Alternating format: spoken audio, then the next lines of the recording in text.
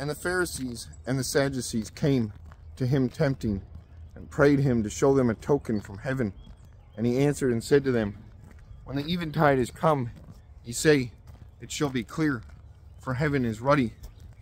And the morrowtide, today tempest, for heaven shineth heavily. Then ye know how to deem the face of heaven, but ye may not know the tokens of times.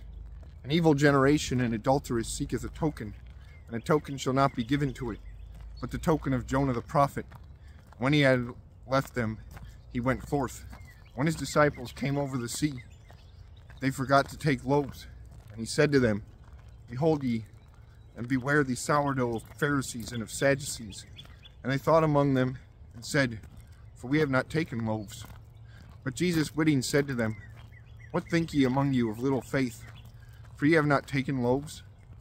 Yet ye understand not, neither have mind, of 5 loaves into 5,000 of men? And how many coffins ye took? Neither of 7 loaves into 4,000 of men? And how many baskets ye took? Why understand ye not? For I said not to you of bread, Be ye ware of the sourdough of Pharisees and of Sadducees. Then they understood that he said not to beware of sourdough of loaves, but of the teaching of Pharisees and of Sadducees. And Jesus came into the parts of Caesarea of Philippi, and asked his disciples, and said, Whom say men to be man's son? And they said, Some John Baptist, others Elijah, and others Jeremy, or one of the prophets. Jesus said to them, But whom say ye me to be?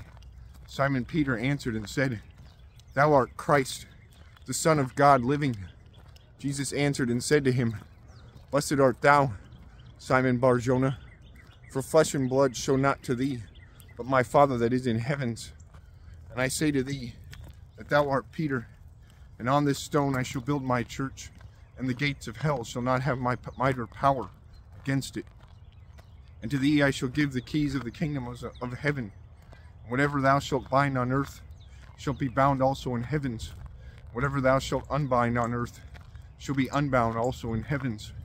Then he commanded to his disciples that they should say to no man that he was Jesus Christ. From that time Jesus began to show to his disciples that it behooved him to go to Jerusalem and suffer many things of the elder men and of the scribes and of princes or priests, and be slain, and the 3rd day to rise again.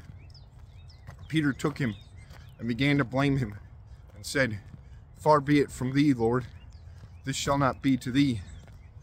And he turned and said to Peter, Satan, go thou after me. Thou art a cause of stumbling to me, for thou savorest not those things that be